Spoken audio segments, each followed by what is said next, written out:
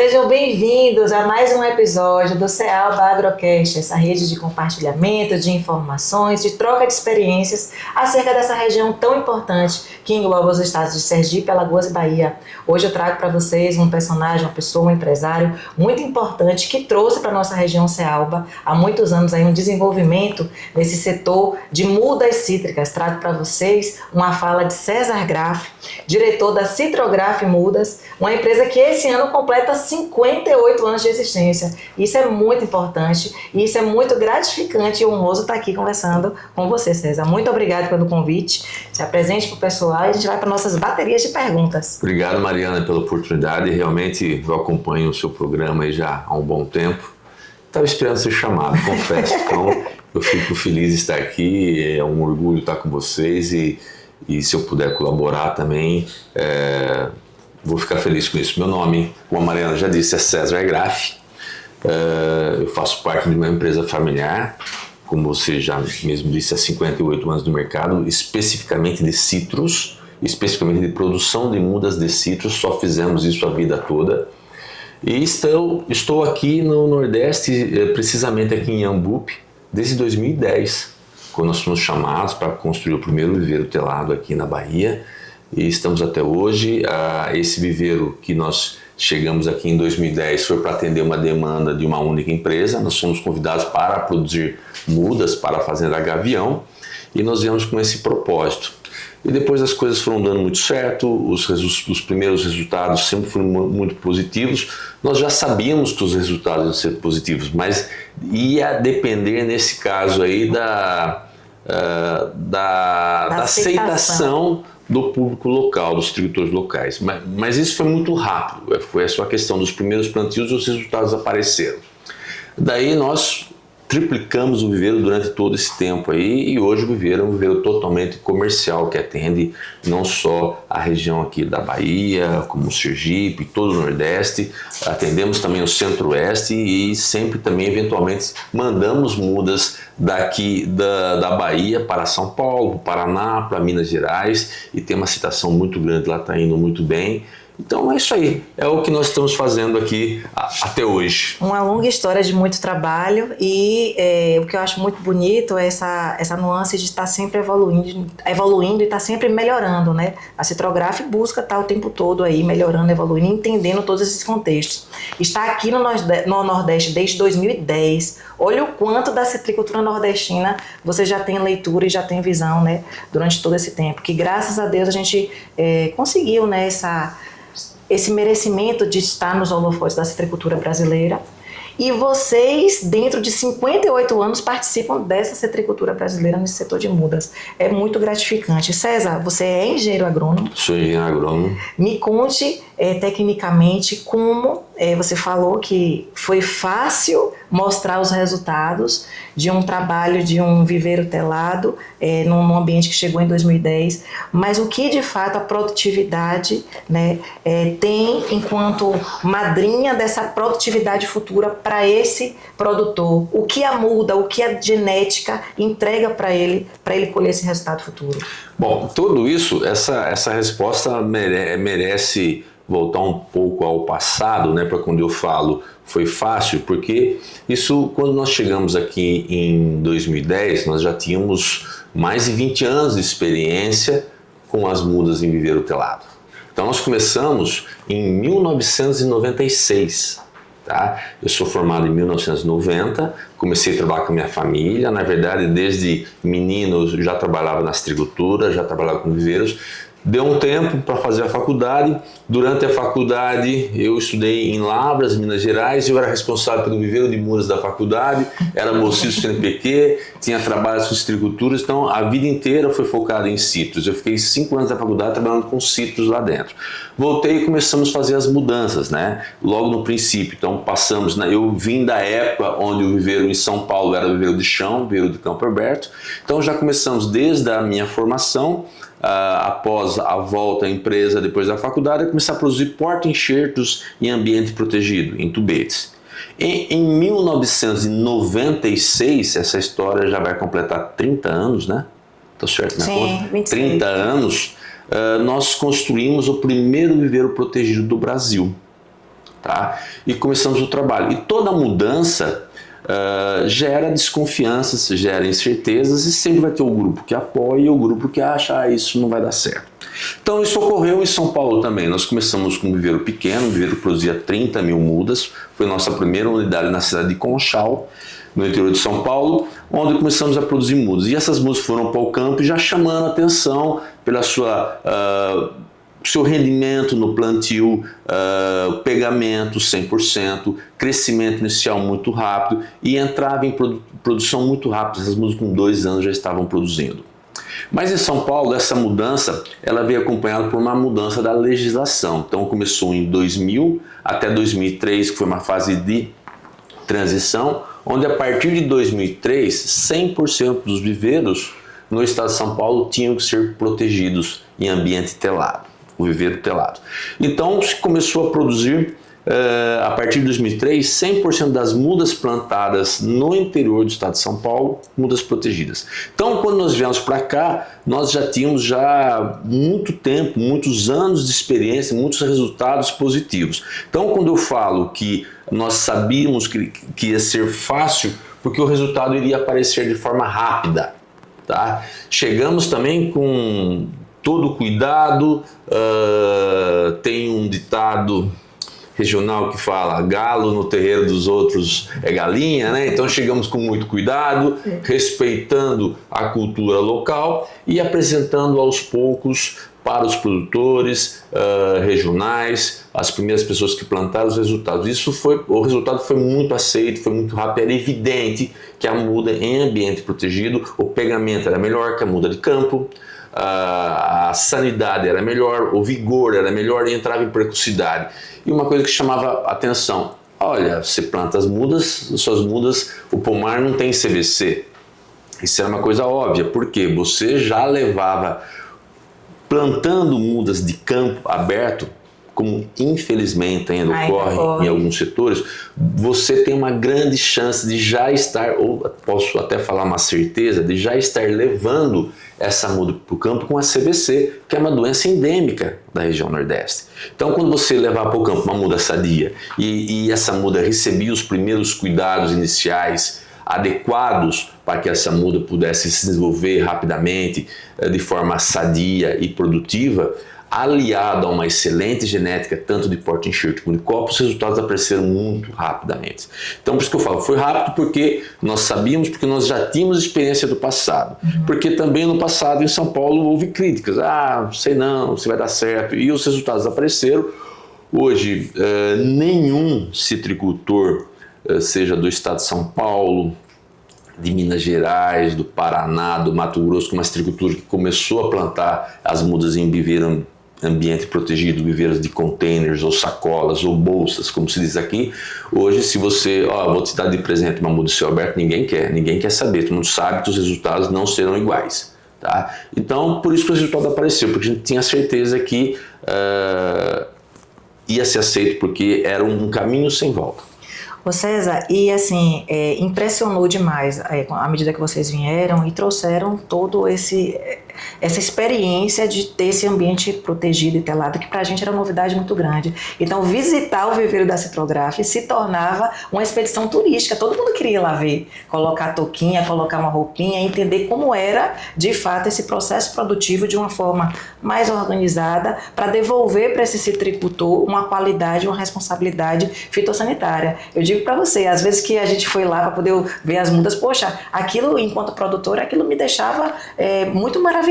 E dava garantias também, né? Muito, porque garante, né, que a gente vai estar, de fato, tendo a devolutiva do que a gente está vendo ali. Então, parabenizo, e assim, quando eu digo que vocês não se cansam de evoluir, voltando para o selo Global Gap, vocês, a nível de viveiro, de fato, quiseram partir para terem selo, né, terem essa garantia de quê? De que está, de fato, construindo e tendo aquele trabalho muito bem feito. Então, de fato, assim, de parabenizar, porque 58 anos de empresa, de fato, já tem consolidado ali os processos produtivos, mas não foi o suficiente, não quero ter um selo. E vocês buscaram ter isso, não é isso?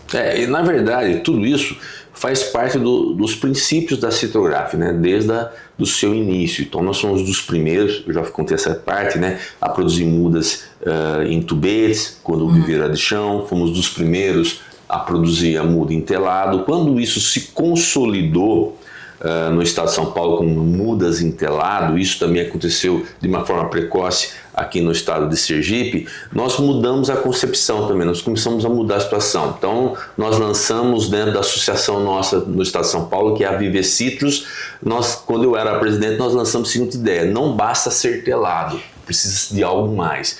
Então, se você imaginar qual que é o conceito do viveiro telado, é proteger com uma tela para que não entrasse inseto. Na época, eram as cigarrinhas transmissoras da bactéria Xylella fastidiosa, que causa a CVC.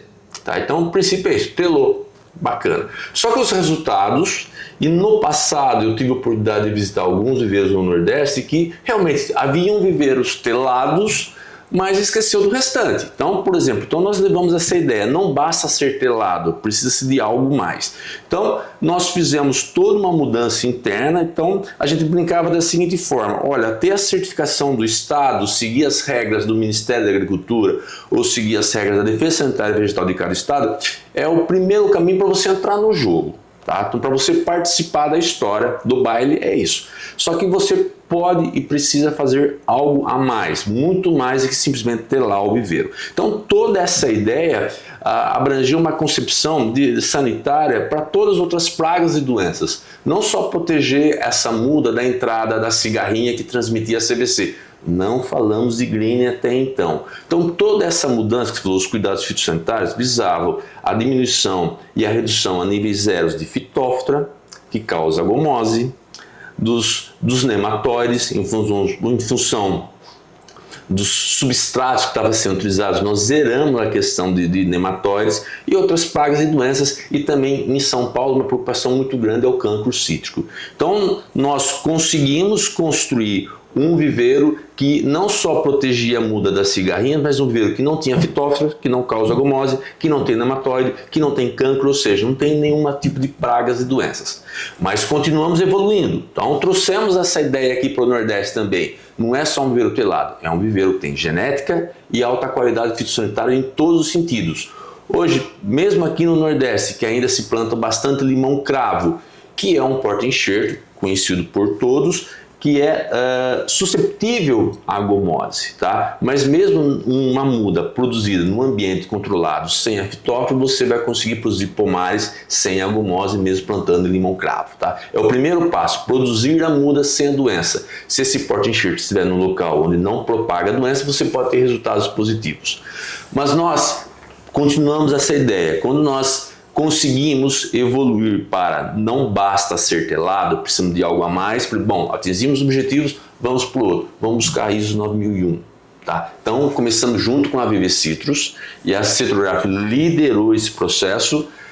Em 2010, nós tivemos o primeiro viveiro no Brasil com a certificação ISO 9001, que foi o viveiro da Citrograf.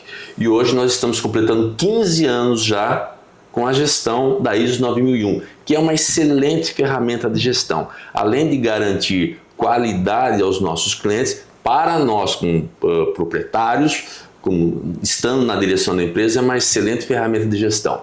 Fizemos a ISO 9001, beleza? Mais ou menos. Podemos ir adiante? O que a gente precisa fazer? O que o mundo está buscando hoje? O mundo está buscando a certificação Global Gap, tá? Que é a certificação mais exigida no mundo, na Europa, nos Estados Unidos, e está vindo para o Brasil. A gente está acompanhando aí, você está à frente também da ABCM, Associação Brasileira de Cítricos de Mesa, e onde muitos produtores estão adotando essa certificação Global Gap, que ela é muito importante para garantir qualidade ao consumidor final, garantir segurança ao produtor, ao seu colaborador, e segurança ao ambiente. Tá? Então nós vamos buscar, até também foi uma parceria junto com a BCM, em buscar a primeira certificação Global Gap de um viveiro no Brasil. Tá? Então nós já estamos indo para o 3º ano, agora em maio teremos a recertificação do 3º ano de Global Gap. Então o que é isso importante? evoluir sempre, sempre buscar, sempre não estar confortável com a situação atual. Dá para melhorar? Dá para buscar algo mais? Isso em todos os setores, Mariana, seja em viveiros de muda cítrica, seja na agricultura, seja na cana, no café, no cacau, qualquer cultura, sempre há o que melhorar, sempre é busca contínua, isso nunca para, o nome já fala, é contínuo porque nunca para. Então, cada época a gente está buscando novidades para melhorar os nossos produtos, melhorar as nossas condições de trabalho e garantir ao nosso cliente os melhores produtos com as melhores condições fitossanitárias, porque o mundo exige isso, que tenhamos produtos sempre de melhor qualidade, para continuar evoluindo e continuar sendo sustentável, seja ecologicamente, economicamente, dentro do nosso ambiente de trabalho. Perfeita a fala, é bem por aí mesmo. E você citou essa importância de estar junto de associações, de grupos que tragam uma melhora coletiva. E você participa ativamente da BCM, Associação Brasileira de Citros de Mesa, tem a oportunidade de ser parceiros dele aqui no Nordeste, uma associação que realmente assim, traz uma melhoria muito grande para a gente no setor citrícola, a gente é muito bem representado.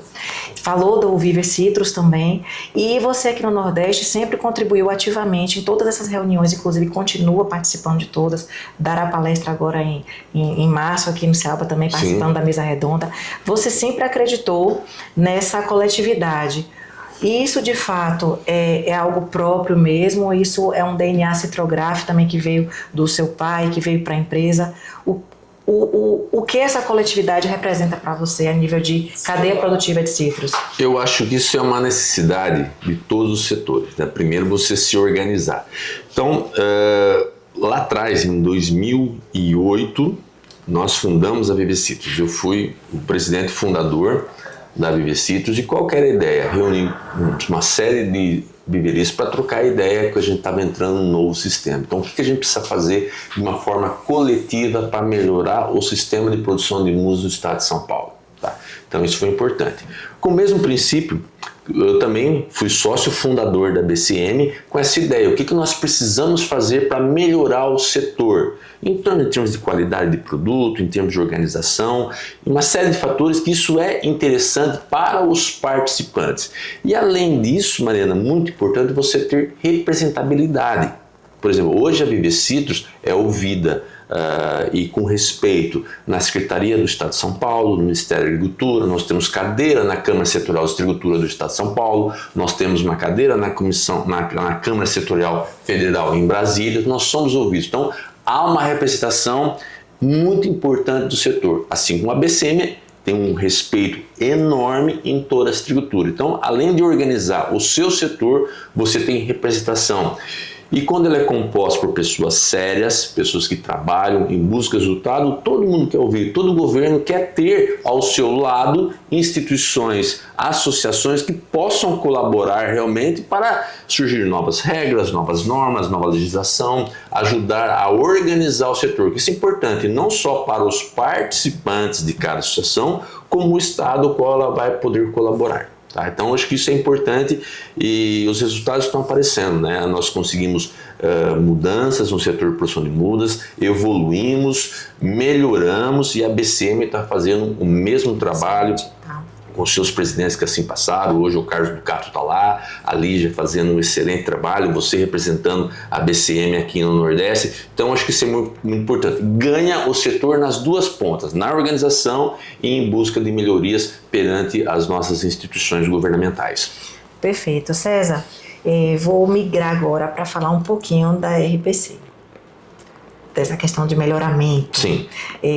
Me conte como despertou essa necessidade de também ir para esta linha de frente, além do viveiro.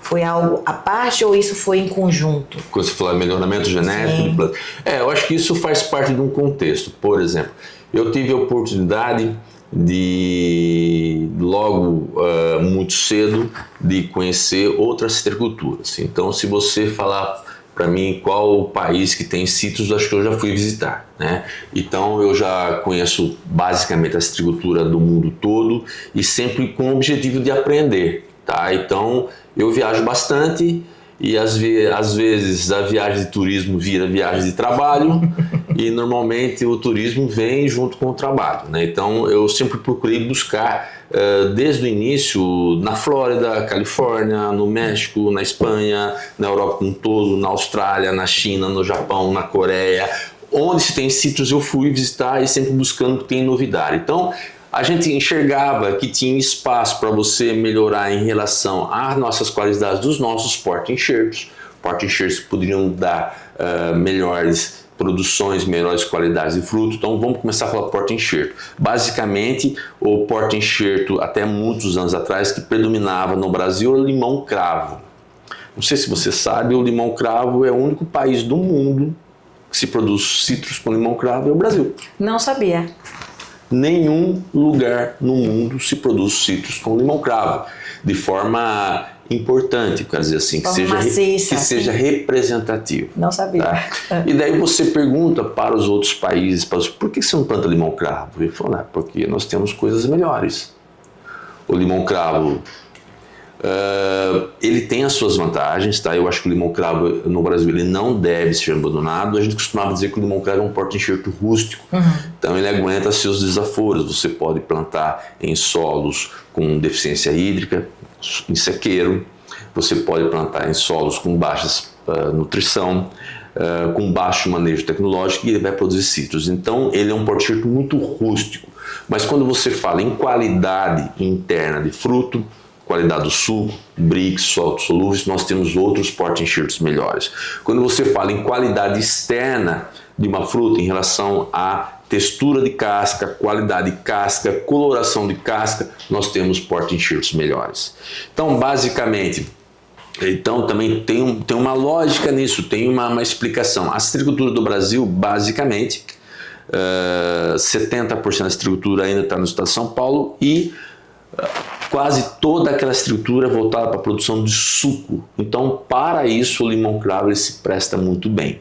Mas, durante os anos, já se provaram que outros porta-enxertos você consegue ter um rendimento industrial melhor dessa fruta, produzindo, por exemplo, no citromelo swingle, que vai dar um rendimento industrial a mais para uma fruta comprada no limão-cravo. Para você ter uma ideia, vamos pensar numa 1 tonelada de valência no limão-cravo, produz X quilos de suco concentrado. Essa mesma quantidade em citromelo swingle produz em média 8% a mais de suco concentrado. Então tem rendimento industrial. Então isso é uma vantagem para a indústria e para o produtor, né? É uma pena que hoje se paga-se reais por quilo de fruta e não pelo rendimento industrial, porque senão esse melhor rendimento poderia ser melhor aproveitado para os produtores com melhores tecnologias. Então, isso é um trabalho que o Nordeste colabora muito, Mariana, porque eu sempre costumo dizer que aqui a citricultura do Nordeste, ela se adapta muito mais rápido em relação aos porta-enxertos de outras regiões. Então, associado a um excelente trabalho da Embrapa, aqui com o Dr. Walter, Dr. Orlando e todos os outros pesquisadores que são, vamos falar assim, o símbolo nacional, né? São pessoas assim de enorme responsabilidade que exerceram um excelente trabalho para toda a citricultura brasileira, de lançando novos porta-enxertos. Então, a citricultura do Nordeste sempre adaptou muito bem com os novos porta-enxertos e já está mostrando os resultados. Então, nós temos os citrandarins, Índio, Riverside, San Diego, Assunto Tropical, mostrando que ela adapta-se muito bem à citricultura do Nordeste e mostrando resultados muito interessantes, tá? E aliado a esses porta-enxertos que a Embrapa lançou, a Secretaria do Estado de São Paulo, através do Centro de Citricultura, também lançou muitos outros porta-enxertos na linha dos citrandarins. E a Citrograf também, desde 2010, importou vários novos porta-enxertos que estão hoje no estado de São Paulo em fase de testes, de adaptação. Então nós importamos o Citrange C35 da Califórnia, o Citrandarin C22 que é o Bitters, o C54 que é o Carpenters e o C57 que é o Fur. Então nós importamos 4 o Citrange. O C35 é um citrange e mais 3 citrandarins. mas o citranodarim X639 que nós importamos da África do Sul. Então, para fazer parte desse contexto. Então, esses novos porta-enxertos, que são 5 porta-enxertos que a Citrograph trouxe, junto com a RBC, que é uma outra empresa nossa, né, que é a Royal Bud Cítricos, que está focada na importação desses novos materiais. Então, existem várias localidades, São Paulo, Mato Grosso, Minas Gerais, Paraná, onde esses porta-enxertos estão sendo validados.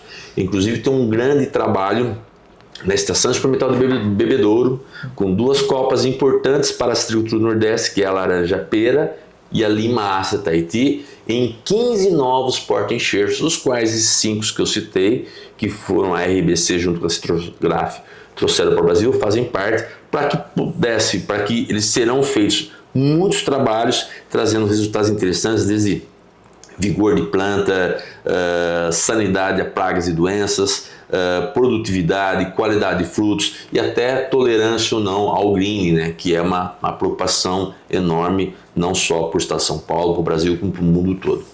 César, o que é interessante é discorrer sobre diversos assuntos e o quão complexo isso e o quanto leva tempo de obter dados, e às vezes a gente se pega conversando com citricultores ou pessoas que estão na cadeia produtiva da laranja e compara o preço de uma muda de bolsa como se fosse uma muda de chão e fosse algo simples, direto e prático de ser mensurado com uma variável que é o preço.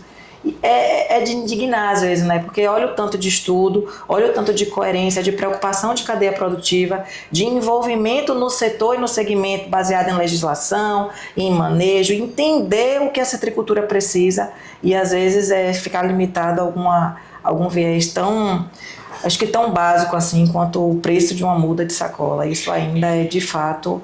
Aí você ainda acha muito assim, pessoas assim, o Citrograph, quando quem busca já entende. Então, só para completar, a dificuldade em melhoramento genético em citros, porque é uma cadeia a longo prazo, é uma cultura perene. Então, por exemplo, nós estamos falando hoje de plantas de quadras que estão em testes em caráter comercial, entrando em caráter comercial, mas foram porta-enxertos que foram introduzidos no país há 15 anos. E esses porta-enxertos foram concebidos lá na sua origem, multiplicados lá, ou seja, na África do Sul ou na Califórnia, na década de 50, no final da década de 50. Então, é um prazo muito longo para virar essa realidade. Quando nós pegamos esses novos porta-enxertos, o WIN e o Riverside, isso estão sendo trabalhados há mais de 20, 25 anos. Então, é um resultado que vem a longo prazo. Nós estamos lançando novas variedades agora na Europa, tá? Que nós fizemos os primeiros trabalhos há 18 anos e agora os resultados estão indo para campo. Então, é um trabalho que leva muito tempo. Então, na verdade, você tem que tem que gostar muito do que faz, é uma paixão muito grande e enxergar o futuro à distância. Tá? Você tem que enxergar, conseguir ver que você tem espaço lá na frente. E tudo isso traz melhorias para o setor. E quando você fala da muda em telado, o produtor mais tecnificado, o citricultor mais bem informado, onde tem assessoria técnica, assessoria agronômica, onde pode receber informações com qualidade, esse pessoal já está indo e já faz parte da sua cultura plantar mudas de qualidade. Tá? Não vai em busca de preço, logicamente a questão comercial é importante para todos os setores, ele vai poder pesquisar, mas pesquisar dentro daqueles viveristas que podem lhe trazer qualidade. A muda de citros, ela é muito barata, ela representa muito pouco para todo o contexto de uma citricultura, entendeu? Então ela representa muito pouco. Então, uma cultura que você vai levar até 20 anos produzindo e tirando o retorno dessa cultura, você não pode, em hipótese alguma, querer economizar, principalmente quando eu falo economizar, em baixar a qualidade do seu produto por pagar menos por hectare, porque ela representa muito pouco nos primeiros 3 anos e na formação do espomar. Então, quem tem o conhecimento não faz essa conta, Mariana. Não faz essa conta. Não vai comprar muda barata, uma muda que está em promoção, uma muda que sobrou de um viveiro, uma muda de chão plantada de raiz nua porque é barata. Isso, com todo o negócio, toda a cultura, tem as pessoas que não têm as informações, tem as pessoas, os citricultores que estão de passagem, Vão começar e vão parar no meio do caminho, mas o produtor tecnificado, o que tem conhecimento, o que investe em organização, tecnologia, ele sempre vai procurar, não só, a muda é um insumo, como todos os outros, ele sempre vai procurar os seus insumos de melhor qualidade. Perfeito. Eu vou voltar agora um pouquinho para a parte de melhoramento genético e trazer um caso prático da Citrograf com a Olé. Queria que você falasse um pouquinho desse contexto, dessa história, que chegou a um resultado de um fruto sem semente, um fruto que agrada a qualquer consumidor. Eu acho que não tem nenhuma pessoa que não consuma e fala, olha, é diferente. Consegue comparar com coisas que a gente já acha no mercado para comprar e é um produto diferente. Então eu queria que você falasse um pouquinho desse contexto da Olé para a gente. Tá. A Olé é uma variedade que ela foi introduzida no Brasil em 2002, entre 2000 e 2002, pela Fazenda Sete Lagoas. Tá?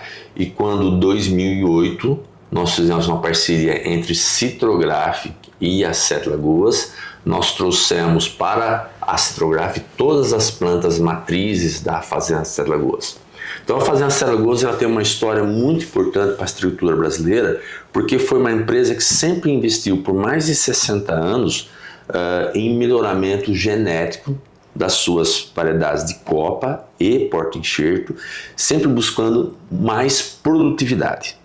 Sempre produtividade. Então eles foram buscar o que tinha de melhor no mundo em termos de Hamelin, de Murcote, de Valência, de Natal, de Pera, onde também fizeram isso na década de 50, 60.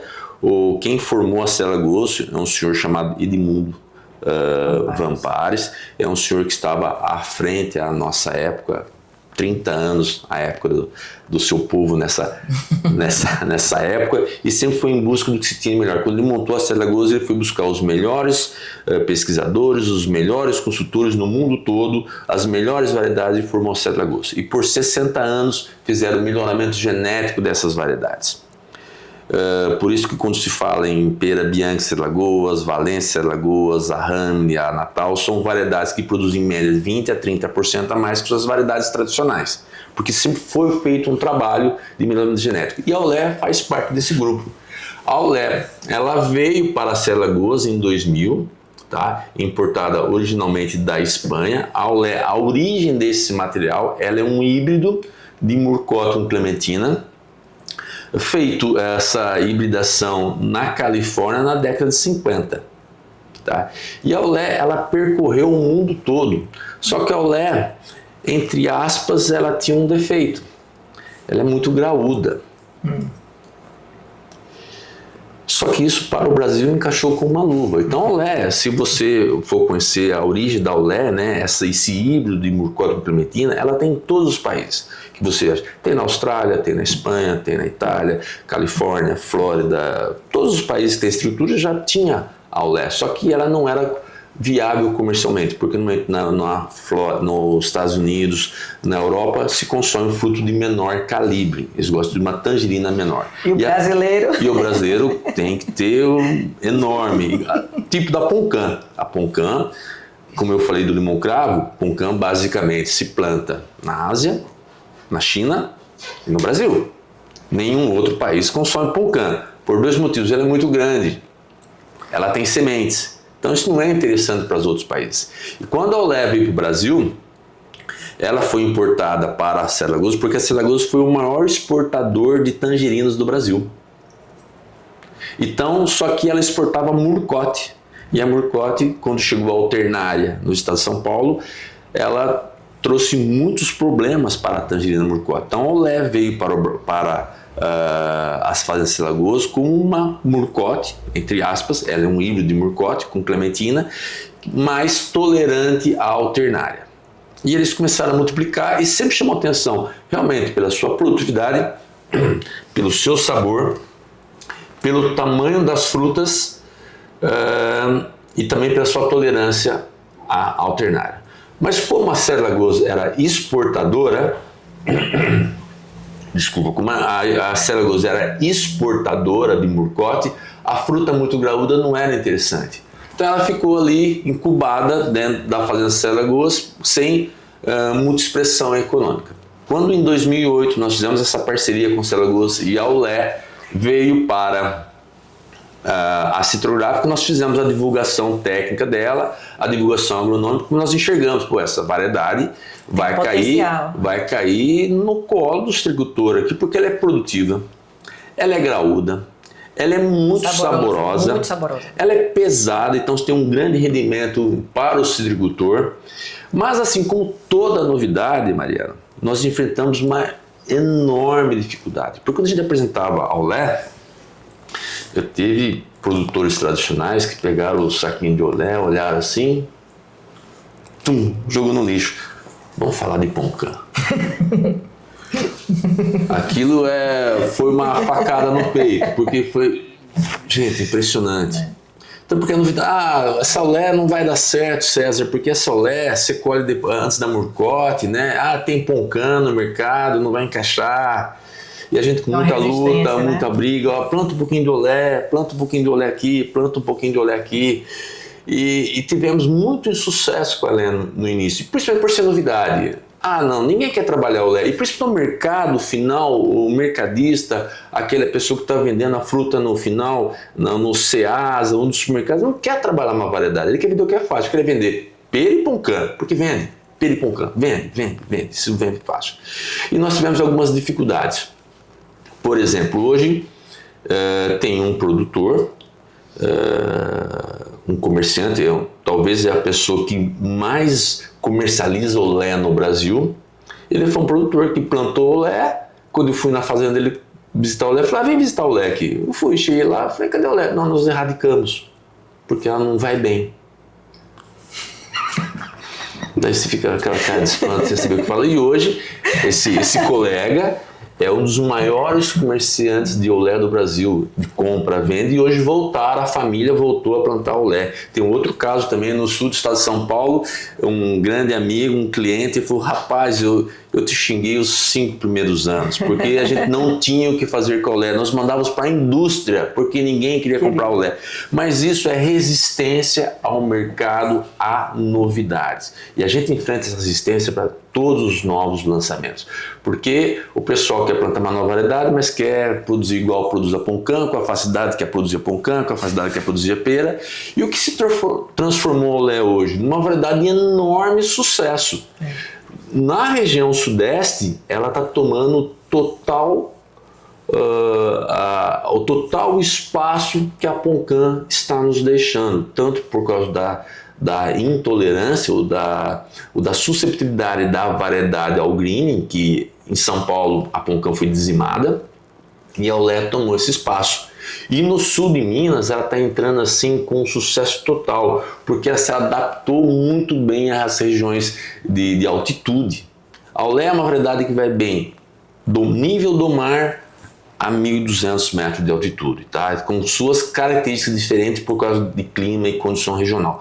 Mas ela vai bem em todas as regiões em termos de produtividade, qualidade de fruta, rendimento para o produtor, e sem contar que o suco de Olé é maravilhoso, né? Em casa também eu confesso que todos nós somos fanáticos pela fruta, eu especialmente planto ela há muitos anos e realmente se transformou em um sucesso, mas com toda mudança foi muito difícil no início, tivemos nossos problemas, resistência e hoje ela é um sucesso, né? Ainda bem que deu certo, a gente fica muito feliz em saber que é uma variedade que nós pudemos contribuir com a citricultura, com essa nova variedade. César, eu queria agradecer sua presença aqui, queria de fato dizer o quanto eu fico surpresa com tanto conhecimento, fico orgulhosa também, visto que você leva o nome do Brasil, o nome da citricultura também em palestras internacionais. Você tem uma propriedade muito grande de falar, baseada em muita experiência de trabalho, 58 anos não são 58 dias. Pois é. Né? E de fato, assim, acho que esse diferencial de conhecer a citricultura do mundo e tá linkando com que pode ainda melhorar aqui no Brasil. De fato, assim, é muito bonito, que Deus abençoe sempre sua trajetória, a trajetória da empresa. Eu sei que seu filho também, aí cursando agronomia, já está aí nos arredores aí dos eventos, que Deus proporcione esse legado ainda mais adiante. E só parabenizar mesmo isso tudo. Queria que você deixasse também uma mensagem para o nosso CEALBA, para a nossa região, para o nosso Nordeste e para a citricultura como um todo. Mariana, realmente eu tive essa oportunidade de trabalhar na astricultura, né, o qual eu me identifiquei, já estava na raiz da família, né, e deu tudo certo, né. A astricultura, então, nesses 58 anos, né, então, hoje uma mensagem para o produtor, né, essa situação de montanha-russa de preços faz parte do segmento. Nós, há 58 anos vivendo essa história, vivemos muitos períodos semelhantes de alta de preços, baixa de preços. E a resiliência, o que vai moldar isso vai ser a resiliência do produtor em acreditar na astricultura e continuar. Nesses 58 anos, muitos vieram, muitos saíram, entendeu? Muitos produtores, como falei no início, estão de passagem. Às vezes oportunistas, porque o preço está bom, então tira a cultura, entra no preço de alta, daí nem bem entrou, já sai, ou às vezes não entrou, sai no meio do caminho, não concretiza um projeto. Então quem está na astricultura sabe, e você vê os grandes produtores são pessoas aí de longa data na astricultura, que passou por todas essas fases aí. Então isso faz parte do negócio. Como qualquer negócio, você vê hoje o café caindo de preço, estava a preços altos, isso vai acontecer com outras culturas, como aconteceu com a laranja, daqui a pouco o preço sobe de novo, e faz parte, esse jogo faz parte da astricultura. O Nordeste a gente enxerga com muitos bons olhos, né? É uma região que produz muito bem, tem uma qualidade de suco muito boa. As frutas produzidas aqui, tanto tangerinas como laranjas, são aceitas no Brasil como um todo.